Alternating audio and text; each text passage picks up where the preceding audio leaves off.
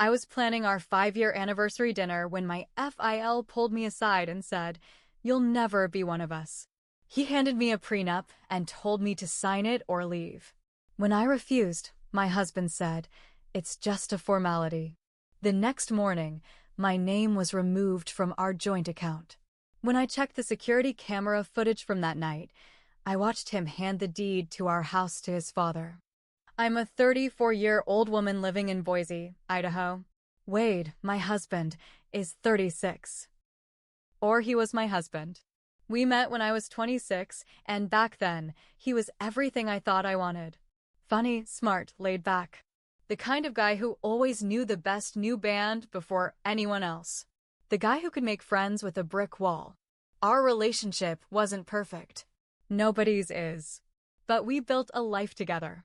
We scraped and saved for a down payment on a little house just off the Greenbelt. We picked out the paint colors together, planted trees in the backyard together, fought over what tile to put in the bathroom together. Together, that was supposed to mean something. 5 years married. That's not nothing. I spent weeks planning our anniversary. I made a reservation at Barbacoa, his favorite place. Reserved a cabin for a weekend getaway to Sun Valley. Bought him a custom leather jacket from a little place downtown, the one he kept hinting about for months. I wanted it to be perfect. The night before our anniversary, Wade's family hosted a barbecue at his parents' place in Meridian. Wade's family, they were a lot. Old money, big opinions, bigger egos. His dad, Russell, was the worst of the bunch, arrogant, controlling, the kind of man who thought if you didn't have the right last name, you weren't worth a damn. The sun was setting and people were laughing, plates clinking, country music playing in the background. I was making small talk with Wade's cousin when Russell came up behind me and tapped me on the shoulder. "Come with me for a second." I followed him into the kitchen. I thought maybe he needed help with something. I had no idea what was coming. He didn't waste any time. He pulled out a manila envelope and slapped it on the counter so hard the glasses rattled. Inside was a prenup. A fresh one. Post-dated for that day. Russell's face was stone cold. He said, "You're not really family. You never will be. Sign this, or get the hell out of my son's life." I stared at him, thinking he had to be joking. Who hands a prenup to someone 5 years into their marriage? But he wasn't joking. He pointed at the signature line like I was too stupid to know what to do. I said, "This is insane. I'm already married to Wade." He shrugged. "Things change. Sign it." I opened the packet. It was brutal. If I signed it, I would lose any claim to our home, our savings, anything we built together. If we ever divorced, I'd walk away with nothing. No rights, no money, not even the furniture. My hands were shaking. "No, I'm not signing this." Russell's eyes narrowed. "If you think you can steal from us, you're dead wrong. You'll be sorry." I didn't even know what to say. I just grabbed my purse and stormed out to find Wade. He was laughing with his brother by the grill, beer in hand, acting like everything was fine. I pulled him aside, showed him the prenup. He barely looked at it. "It's just a formality, babe. Don't make a big deal out of it." I said no, absolutely not. He smiled, actually smiled, and said, "Fine. Don't sign it. But don't cry when the hammer falls." I didn't even stay for dessert. I got in my car and drove home by myself. My heart was pounding the whole way. I barely slept that night. The next morning, when I tried to pay for groceries, my debit card was declined. Confused, I logged into our joint checking account. It was gone. My access was revoked. My name was stripped from the account. I called the bank, panicked, thinking it was some mistake. The woman on the phone told me, very kindly, that Wade had come in the night before, in person, and removed me from everything. Everything we built together. Erased in a single night. It got worse. At home, I sat staring at the security app on my phone. We had a Ring camera over the front door. I don't even know what made me check it. Maybe because I couldn't shake the feeling that something terrible was happening behind my back. I pulled up the footage from the night before. At 11:37 p.m., Wade's car pulled into the driveway. A few seconds later, Russell's big silver Dodge Ram pulled in behind him. They both got out, carrying papers. They went inside. About 10 minutes later, they came back out. Wade had the manila folder in his hands, the same one Russell shoved in my face, and he handed it to his father. I paused the video, zoomed in. My hands were shaking so bad I could barely hold the phone. It wasn't just any paper. It was the deed to our house. The deed was no longer in our name. I sat there in our living room, staring at the paused footage. I don't even remember breathing. I think my whole body just locked up. The man I loved, the man I was planning to celebrate 5 years of marriage with. He had sold me out like I was nothing. I didn't even cry at first. I just got cold. I called Wade. No answer. I texted him. Where are you? Nothing. I drove around for an hour, trying to find him. His car wasn't at work, wasn't at his gym, wasn't at his brother's house. I finally gave up and went home. That night, I didn't sleep. I just laid in bed staring at the ceiling, feeling like the walls were closing in on me. Around 2:30 a.m., I heard his truck pull into the driveway. I stayed still. I wanted to see what he would do. The front door opened. He walked in like nothing had happened, tossing his keys on the table. He didn't even notice me sitting in the dark corner of the living room. Where were you? I said, my voice flat. He jumped a little. Then he smiled, like I had just asked what he wanted for breakfast. Out, he said. Out doing what? I asked. He shrugged. That same damn shrug. Getting things in order. I stood up and flipped on the light. I saw the footage, Wade. For a second, he froze. Then he sighed, like I was some annoying customer at his job. It's not what you think, he said. Really? Because it sure as hell looked like you handing over the deed to our house to your dad. He rubbed his face.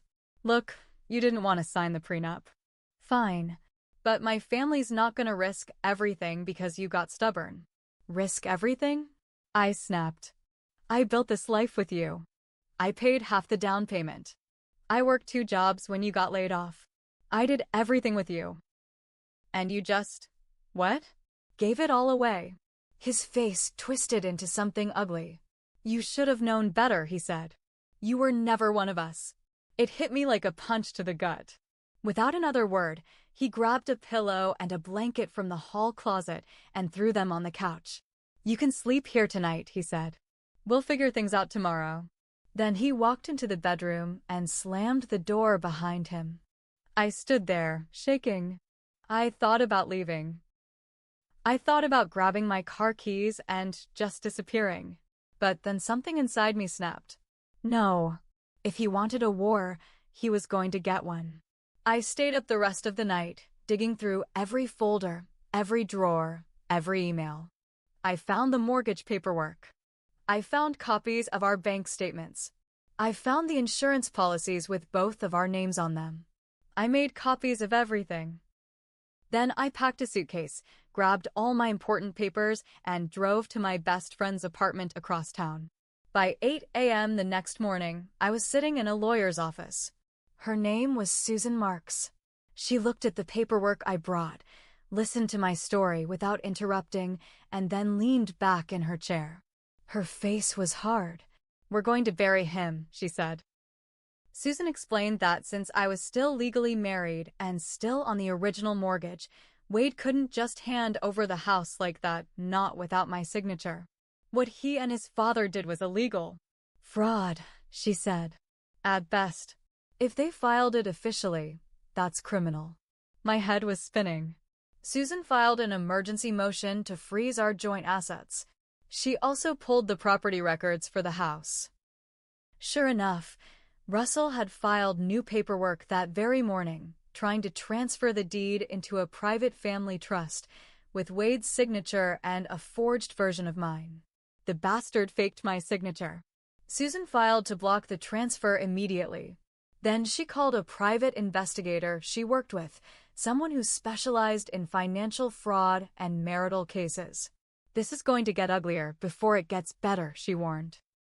I spent the next 2 days sleeping on my friend's couch, feeling like I was stuck in some nightmare. Then came the next twist. One night, my friend's dog started barking at the door. When I looked outside, there was a piece of paper stuck under the windshield wiper of my car. It was an envelope. No stamp, no postmark. Just my name, written in Wade's sloppy handwriting. Inside was a single piece of paper. Come home and sign the damn papers, or things will get worse for you. No signature. No explanation. Just a threat. I was shaking when I showed it to Susan the next morning. Good, she said. He just gave us harassment on top of everything else. We filed a restraining order that afternoon. But Wade wasn't done. Not even close. The next day, I got a call from my work. Someone had sent them an anonymous tip that I was stealing company property. Total lie. I nearly got suspended until I showed them my spotless record. The private investigator found out that Wade's brother had made the call, trying to get me fired, trying to leave me with nothing. That's when I realized they weren't just trying to get the house. They wanted to destroy me. I knew I couldn't beat Wade and his family by playing nice. They wanted to destroy me. Fine. I would burn their whole fake empire to the ground. Susan and the private investigator dug deeper. Way deeper. Turns out, Russell's family business. The pride of their name, the one they threw around like it made them royalty in Boise, was built on some shady deals. Fake invoices. Under-the-table payments. Tax fraud. The investigator found old employees who had been fired unfairly. Vendors who had been stiffed. Neighbors who hated their guts. It was like pulling on a loose thread and watching the whole ugly sweater fall apart. Meanwhile, my emergency motions worked. The court froze the sale of the house. They put a temporary block on Wade moving any other assets too. Wade showed up at my friend's apartment one night, banging on the door, screaming, "You crazy bitch! You're ruining everything!" Police came. He got slapped with a fine and a warning for breaking the restraining order. I thought it would end there, but it didn't. It got worse. One morning, Susan called me, her voice sharper than usual. "Check the local news," she said. I pulled up the TV and sat there, mouth open. Russell was being investigated for tax fraud. Wade too. Apparently, the transfer of the house deed set off alarms with a local real estate regulator. When they looked deeper, they found other shady deals. Fake shell companies. Property flips that didn't add up. It spiraled fast. The FBI got involved. They raided Russell's office. Meanwhile, Wade's boss fired him the minute the news broke. He lost his job, his company car, his benefits. The cherry on top?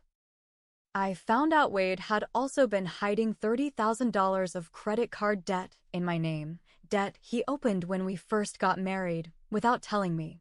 Susan helped me file fraud charges against him. I wasn't just divorcing him. I was suing him. When it finally came time to meet in court, Wade looked like a ghost. He had lost weight. His hair was greasy. He wore a suit that didn't fit right anymore. He wouldn't even look at me. I sat there, in a clean black dress, feeling cold and steady. The judge listened to everything. The forged deed, the harassment, the hidden debt, the threats.